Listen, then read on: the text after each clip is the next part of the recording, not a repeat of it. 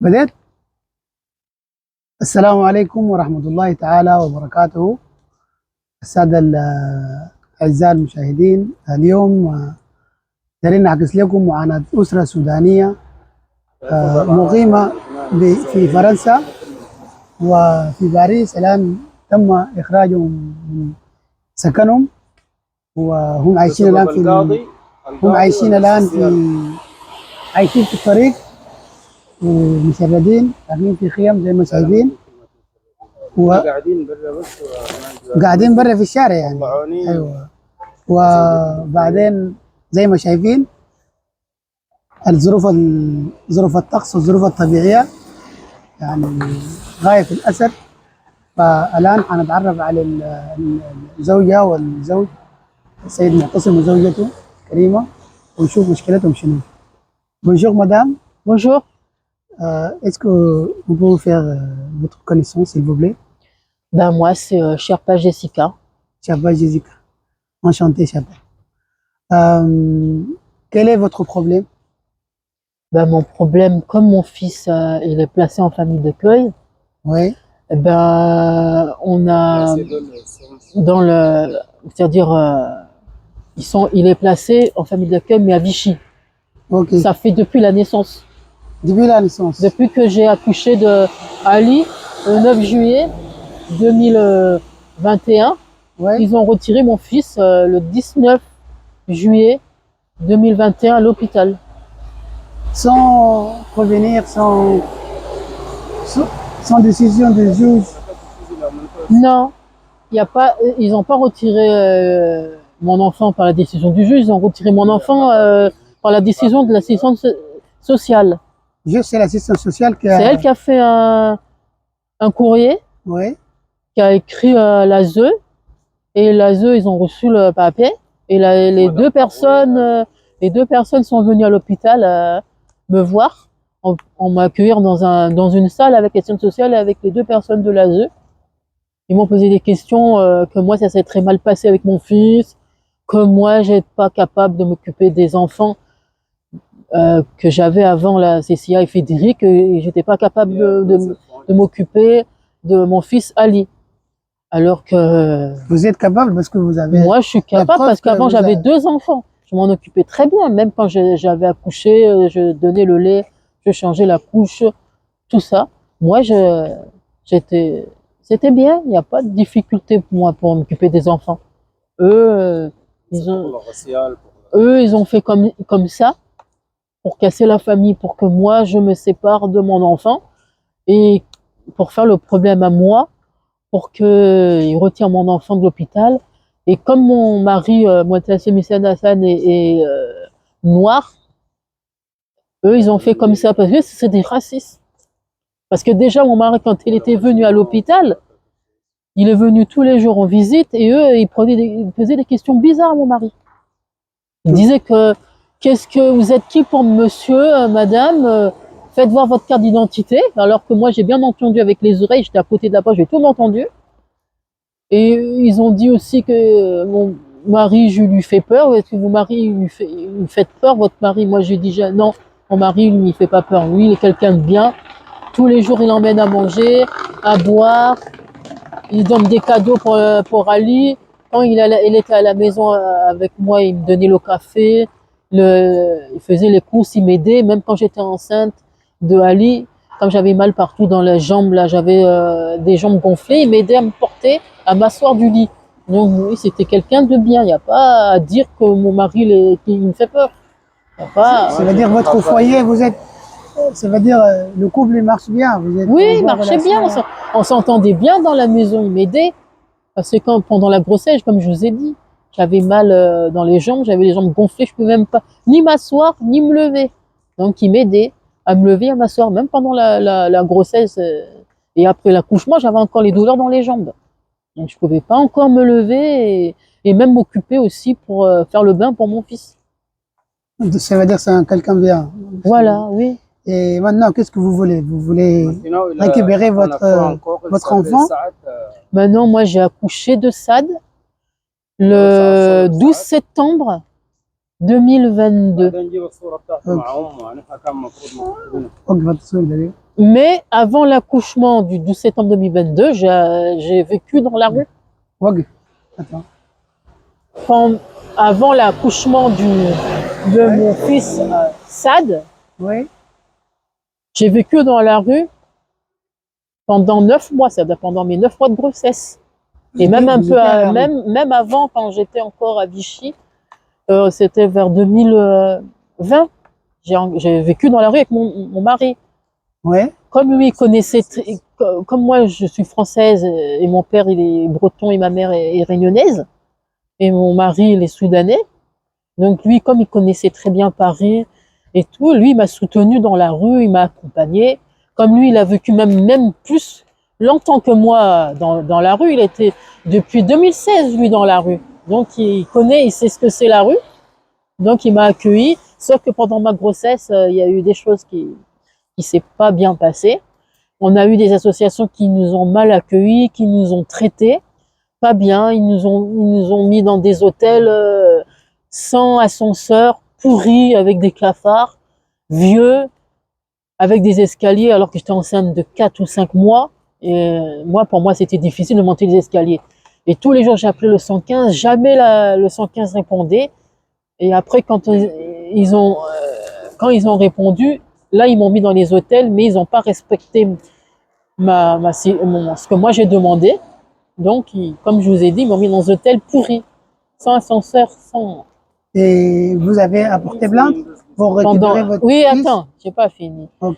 Et il y avait 2 hôtels où ils m'ont mis, il n'y a pas bien, c'est l'hôtel Gouzinville, Oui. là où j'étais. Et pendant l'hôtel Gouzinville, moi, je voulais appeler pour renouveler ma semaine pour rester là-bas, pour rester dans l'hôtel. Et tous les jours, j'appelais le 115, ça répondait pas. Et après, à ce moment-là, j'ai eu l'assistante sociale au téléphone, Jeanne Parent, et au moment où j'ai eu l'assistante sociale, il y a eu la police qui est venue, et la police a dit, bon, vous prenez vos affaires, vous sortez, il n'y a pas, vous restez ici. Et elle a appelé à ce moment-là, l'assistante sociale a appelé à ce moment-là, et elle dit, qui parle derrière? C'est qui? C'est la police? Après, elle a dit, moi j'ai dit oui, c'est la police, mais qu'est-ce qui se passe? Elle faisait style dire qu'est-ce qui se passe, alors que c'est elle qui a appelé elle-même la police pour me virer de l'hôtel, alors que j'étais enceinte avec le juge des enfants de Moulins même, le tribunal de Moulins avec la référente des enfants, Madame Foucherouche et Madame Carouet, l'assistante familiale qui gère la famille d'accueil de l'Allier espace famille, là où est mon fils là, qui est pour la visite, et puis le, comment ça s'appelle, conseil départemental de l'Allier, là où il reçoit les enfants pour les visites. Oui. Avec la référente des enfants qui est Madame Fouchrouche et la responsable qui est Madame Delmar. C'est eux qui suivent l'assistante sociale de l'hôpital, parce que l'assistante sociale de l'hôpital pendant la grossesse, tous les jours elle appelait là-bas conseil départemental, hein, pour me dire Jessica comme ça, Jessica comme ci, Jessica est dans la rue, Jessica elle dort, couche dort et tout. Elle a fait exprès c'est la famille. Donc à chaque fois, elle faisait des problèmes pendant la grossesse. Et même après la grossesse, elle faisait encore des problèmes. Pour moi, avec le juge. Parce que moi, j'ai bien entendu qu'à chaque fois que je la recevais dans le bureau, elle, tout le temps, me disait oui, j'ai appelé le conseil départemental, j'ai parlé de toi, Madame Charpaz. J'ai dit que tu étais dans l'hôtel, que tu étais à l'hôtel Gouzinville, que tu es avec ton mari, que tu es enceinte de 6 mois. Elle savait tout. Elle dit, et des fois, quand j'étais dans la rue, la porte de Pantin, elle m'appelle, tous les jours, elle m'appelait, elle me harcelait au téléphone en me disant, mais t'es où? Tu dors où? Mais pourquoi dors? Mais il faut pas rester dans Paris, il faut retourner à Vichy. Et moi, je lui dis que nous, on n'a pas de maison à Vichy. On a toujours vécu dans la rue à Paris. Et Et à elle Vichy veut que aussi? moi, je retourne à À Vichy, Vichy. vous étiez... Non, elle a Et, gardé la maison pour le costaud, on a laissé la maison. et la On a maison quitté qu'on la a, et la que vous maison qu'on avez. a perdue, et la Oui. maison qu'on a perdue, c'est à cause de l'assistante familiale deux maisons. et non, assistante sociale de Madame Carouet, Deux maisons. avec la responsable et puis les personnes qui venaient à domicile là, à EDF là, Ouais. AFD pardon, ceux qui assistent au bain, qui donnent le biberon, c'est eux qui ont fait le problème pour nous. Et c'est à cause d'eux, moi, que j'ai perdu ma maison et que mon mari a perdu la maison. C'est pour ça que nous, on a fui Paris. On a fui Vichy pour venir ici à Paris. Parce qu'ils ont fait le problème avec nous. Et maintenant, qu'est-ce que vous voulez vraiment? À récupérer votre fils ou avoir un Mais logement c'est pas d'abord? tout. Ils ont même continué à faire le problème avec nous, mais avec les visites cette fois. Les visites pour mon fils. Quand mon mari a commencé à travailler la semaine et que maintenant il veut aller à la visite le week-end, mais l'après-midi, eux, ils n'ont pas respecté notre demande, mais ils ont mis le matin.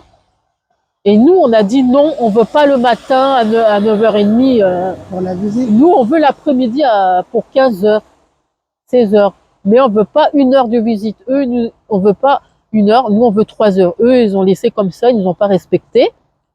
Donc ça, à cause d'eux, on a perdu la visite et pendant 4 mois, on n'est pas allé voir notre fils À Vichy? à Vichy.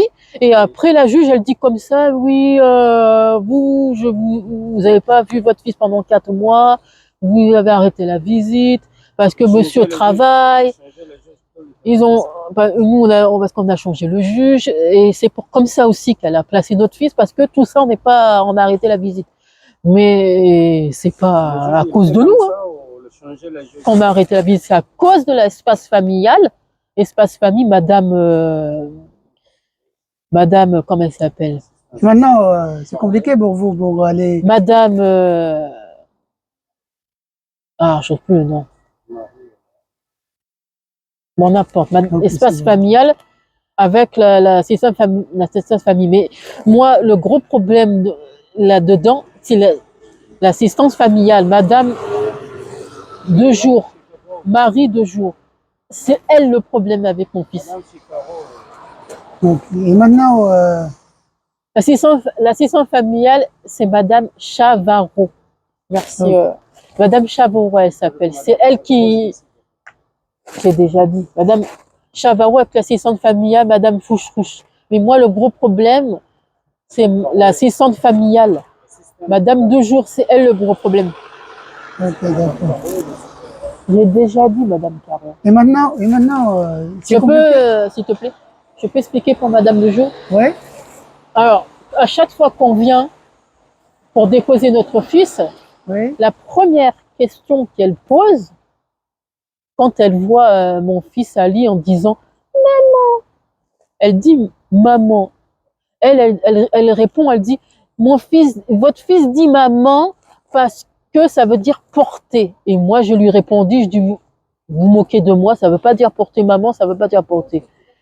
C'est comme ça, c'est vous qui a dit maman à mon fils, c'est vous qui a appris à dire maman à mon fils. Déjà Madame de Jour, c'est pas votre fils, vous n'êtes pas la mère de votre fils, c'est moi la maman, donc vous n'avez pas à dire à dire à mon fils, il va apprendre à dire maman. C'est moi, la maman, c'est moi qui dois dire maman à mon fils.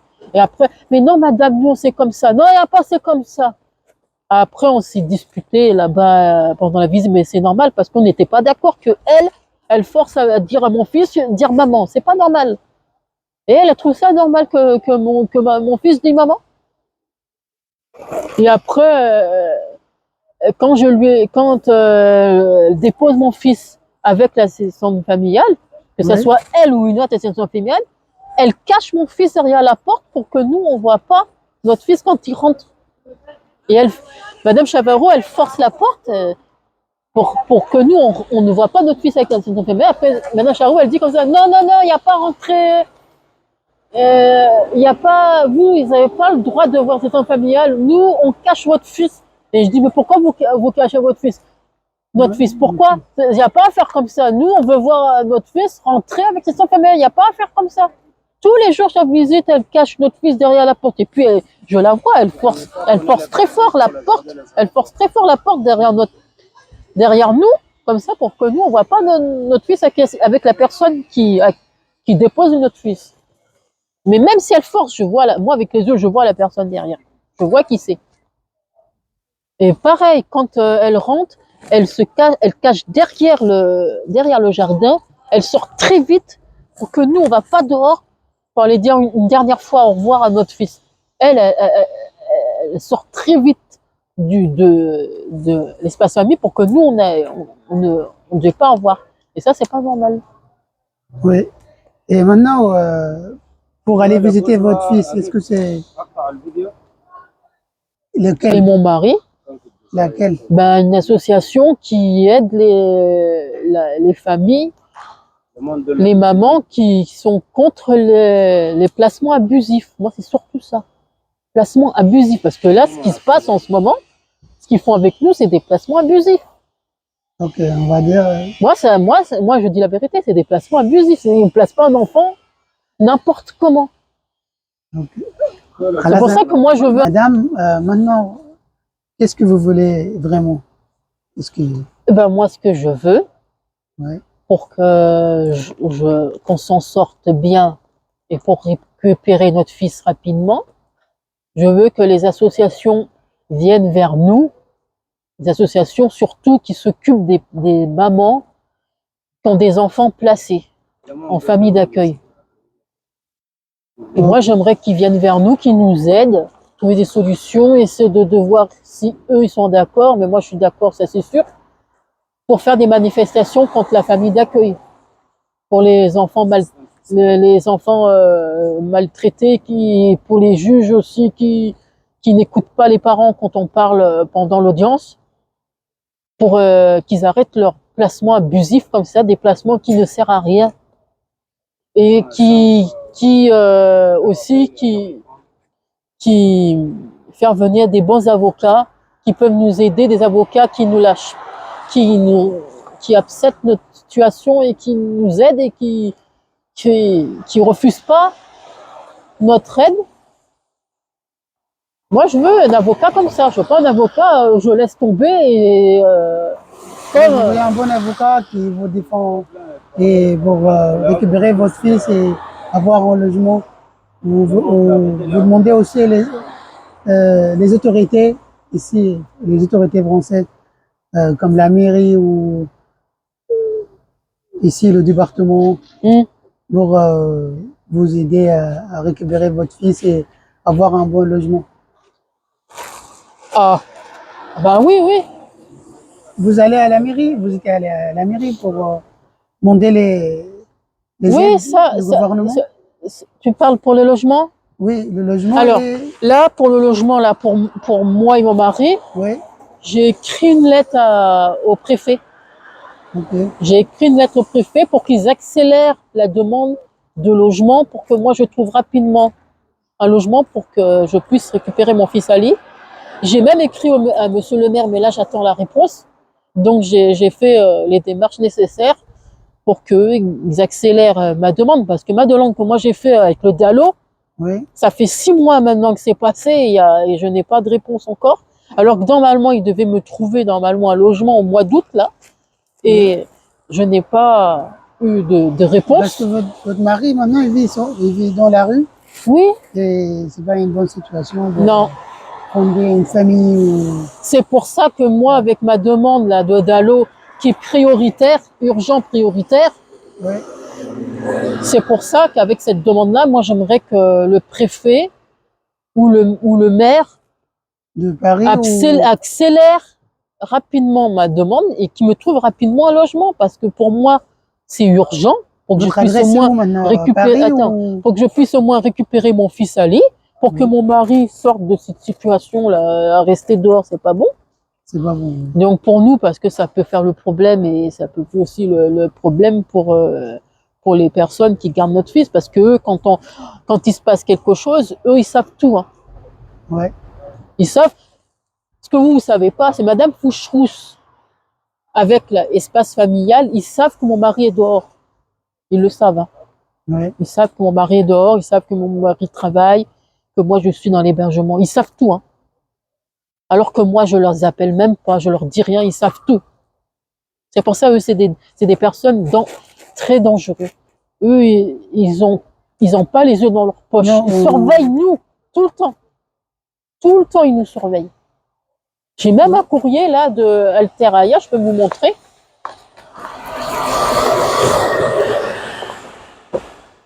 Un courrier de quoi? Alteraia. Pour nous, dans la tente, c'est marqué. Ah, d'accord. Faut qu'ils sachent, hein, que c'est pas normal. Voilà. Je vais vous lire. Non, c'est juste me montrer qu'est-ce que c'est. Mais moi, j'aimerais bien le lire devant la caméra pour que... Ok, vous pouvez Je l'ai. dire si vous voulez. Voilà. Madame Sherpaz, j'ai bien pris connaissance de votre courrier du 25 juillet concernant vos conditions de vie que vous décrivez comme exécrables et votre souhait de réponse quant à vos démarches de relogement. Tu vois? Ouais. Vous êtes actuellement hébergé dans une chambre de 13 mètres carrés au sein du CHU du Bois. Ça veut dire que c'est l'hébergement où je suis Alteraia, là dans le 18e, porte de la Chapelle. Ce qui correspond à la superficie moyenne pour une famille de 3 personnes. Malgré le départ de votre mari le 26 mai 2023, nous vous avons maintenu dans cette chambre avec votre bébé, mon bébé Sad, qui a 11 mois, gelant par conséquence une place qui devrait être utilisée par une autre personne. C'est ainsi une situation privilégiée au sein du CHU. De plus, il s'avère que vous passez, alors là, ouvrez bien vos oreilles, depuis, il s'avère que vous passez une part importante de votre temps dans la rue avec votre enfant de 10 mois. Ça veut dire mon enfant Sad, Oui. y compris sous la tente de votre compagnon qui a pourtant commis des violences conjugales, mais ça, je peux vous dire que les violences conjugales, c'est eux qui ont ajouté ça, alors que ça, c'est absolument faux, ça n'a pas existé dans le foyer, ça n'a jamais existé, c'est eux qui ont mis comme ça pour faire le problème pour nous casser notre famille à nous. Donc, c'est pas moi qui a mis comme ça, c'est l'assistante familiale, l'assistante sociale du CHU, Aïcha Doumbia, avec le centre, c'est-à-dire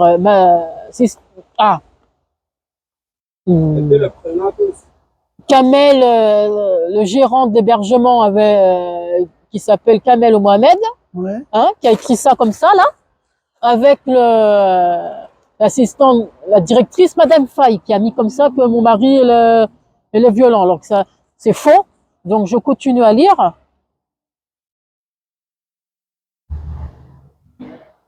Voilà. De plus, voilà. À votre compte, l'équipe du CHU et ses partenaires s'inquiètent pour la sécurité et la santé de l'enfant. Hein? Je vous invite à leur apporter des éléments nécessaires pour les rassurer. Ça veut dire que moi, il faut que je dise aux agents que tout va bien, ça va bien, que dehors, ça se passe bien. J'ai même parlé déjà, comment il s'appelle, à Mohamed, hein? Mohamed, n'importe. À lire le reste. Je lui ai parlé, je lui ai dit que moi, quand je suis dehors avec mon mari, ça se passe très bien. Moi, il n'y a pas à faire quelque chose de mal. Je viens juste voir mon mari, je lui apporte à manger, à boire.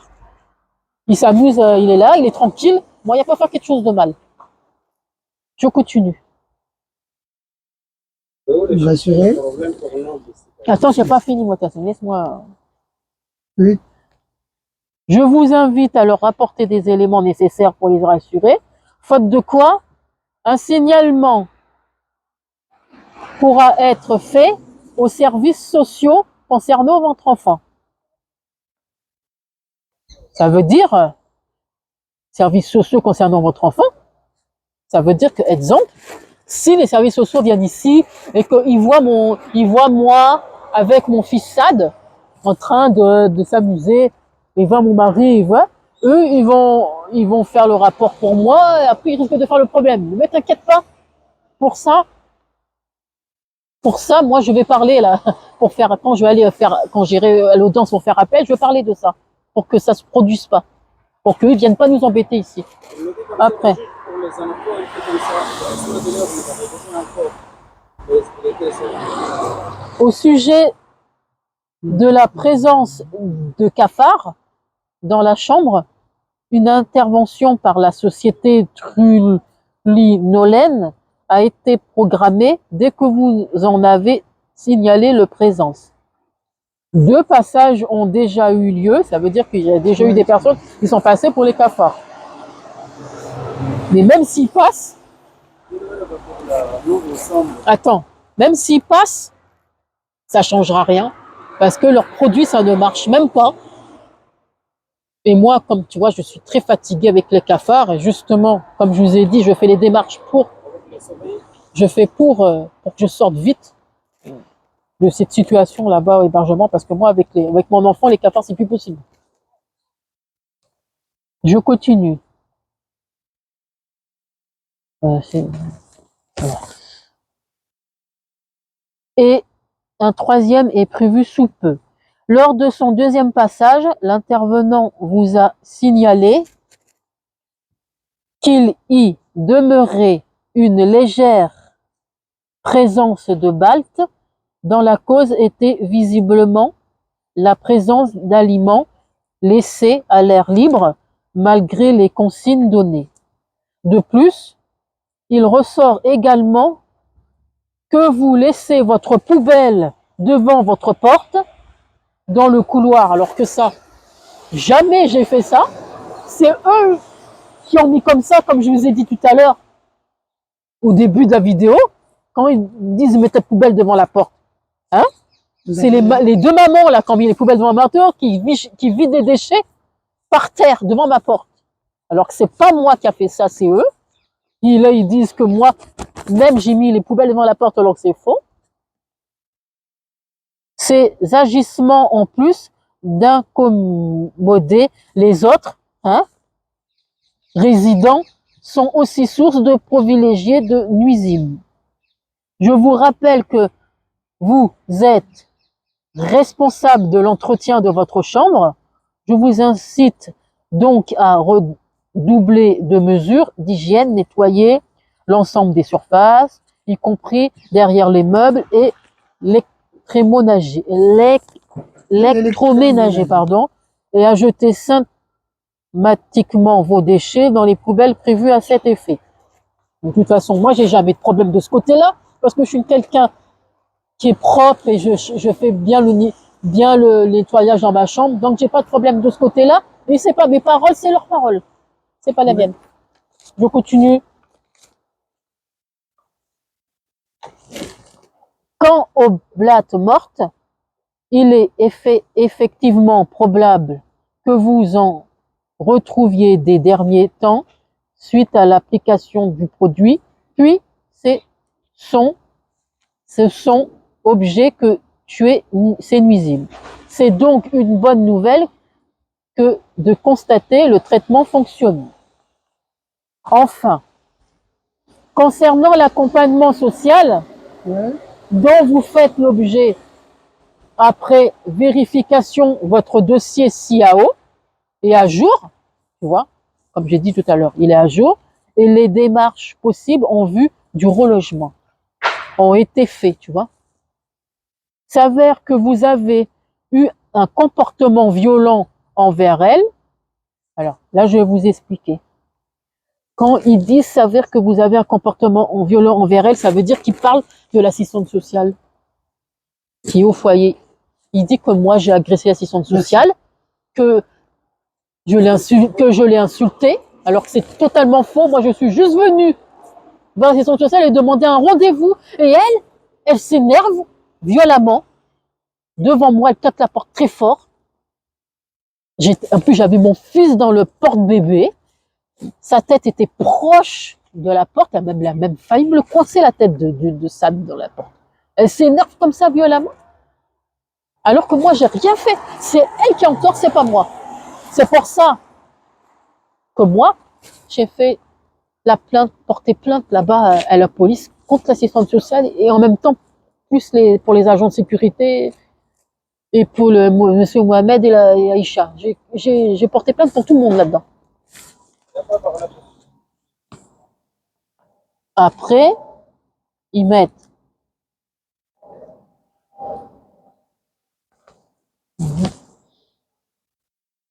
Attends, c'est où Ah, voilà. Un rapport d'événement indésirable avait d'ailleurs été fait à la RDIHL à ce sujet et vous aviez reçu un avertissement de ce type de comportement est inacceptable et ne peut que vous porter préjudice dans l'aboutissement de votre démarche. Je vous invite donc à revoir vos agissements envers le personnel, ça veut dire le personnel, c'est les agents de sécurité, hein, l'assistante sociale, plus la directrice, hein, Madame Fayet, plus Mohamed Kamel, afin qu'ils puissent continuer de vous accompagner sereinement dans vos démarches. Donc, tout ça, c'est un courrier qu'ils ont fait pour moi, pour faire le problème pour moi, pour que moi, pour me faire sortir. J'espère qu'ils vont trouver un logement pour vous, tous les deux, et pour votre famille. Et j'espère que les associations sociales Vous voyez, ils vont venir vers vous pour vous aider. et ça, c'est le papier que l'assistante sociale avec Monsieur Kamel, comme je vous ai dit, Rabia, hein, regarde, c'est là, Ouais. c'est eux qui ont fait l'avertissement pour moi, parce que moi j'avais agressé les assistantes sociales, alors que c'est faux, hein. Donc, Et ça, est-ce laisse-moi finir. est-ce que vous pouvez nous expliquer pourquoi votre mari il a quitté le logement L'hébergement plutôt. ou l'hébergement? Oui. Voilà. Alors, en tout début, déjà, on est venu dans les Abda. Mon- Est-ce que vous pouvez nous expliquer pourquoi votre mari il a laissé l'hébergement? Alors, déjà, on est rentré le 2 février, on est rentré à l'hébergement Alteralia, dans la porte de la Chapelle, dans 75018 ici, avec mon mari, mon fils Sad, et moi, Sherpaz Jessica. Hein? Ça se passait bien, on s'entendait bien. Il est même au moment où le Ramadan est venu, on mangeait ensemble avec les familles. Il allait voir les enfants, donner des bonbons, des gâteaux, ça se passait bien, très bien même. On faisait les grands repas. Il a même invité son ami Ali pour manger en bas à l'accueil, parce que comme l'assistante directrice ne voulait pas trop envoyer son ami en haut pour manger, il a mangé pendant le Ramadan. Et après, c'est là que ça a commencé. Après le Ramadan, là, c'est là que ça a commencé le problème. Pendant le Ramadan et après le Ramadan, lui, mon mari, Moutassem Hussein Hassan, lui, il a travaillé. Hein. Il était pratiquement même pas dans le foyer parce qu'il travaillait le matin. Et des fois, tu travaillais le matin. Hein. Des fois, il travaillait le matin ou l'après-midi. Bon, ça dépend des jours. Et il revenait des fois à 6h ou 7h du matin. Ça dépend des horaires et des trajets qu'il faisait en vélo pour livrer la nourriture. Parce qu'il faisait du délivré. livrer la nourriture dans les maisons. Ils prenaient, voilà. Et il y a des mamans en bas, ils sont descendus, ils se sont plaints en disant que mon mari a agressé les agents de sécurité, qu'il les a insultés, qu'il a dit des gros mots, alors que c'est faux, hein, parce que mon mari, il n'est pas comme ça. Lui, il est gentil, tous les jours, il distribue le café, des gâteaux, même des dattes. Tous les jours, il descendait le café en bas. Hein. Parlait bien, il dit ça va, comment ça va alaikum, alhamdoulilah. Même déposer des bonbons, même pendant le ramadan et après le ramadan. Et même quand il revenait du travail, il faisait comme ça. C'est gentil, hein, il discutait bien. Et il donnait des bonbons aux enfants, des gâteaux aussi. Tout allait bien. Hein. C'est comme ça qu'après, les mamans, ils viennent en bas, ils accusent comme ça mon mari de dire qu'ils avaient tapé qu'ils ont tapé les enfants. Que moi, il a tapé aussi sa femme, c'est-à-dire moi, alors que c'est faux. Ça n'est jamais arrivé. Il était pratiquement même pas là, il était au boulot. Comment ça peut arriver quand une personne va au boulot, tu vas taper les enfants? Tout ça, c'est faux. Donc, ils ont fait comme ça. Parce qu'ils savent que, au début, quand on est rentré ici dans le foyer, ils savaient que le fils, là, mon fils, le frère pour Sad, est placé en famille d'accueil. Donc, ils font comme ça pour nous détruire, pour nous casser, nous, notre famille, là. C'est pour ça qu'ils ont fait comme ça. Hein? Et quand il est revenu du boulot, il était fatigué, et il y a eu le directeur, là, monsieur Kamel Mohamed, plus l'assistante sociale Aïcha Doumbia, hein, plus la directrice Madame Fayet, il a pris mon mari dans le bureau, hein, ils l'ont interrogé pour dire que monsieur est violent, qu'il a tapé les enfants, que tu as été agressif avec les agents de sécurité, que tu as tapé ta femme, ça s'est reproduit plusieurs fois, tout ça c'est faux.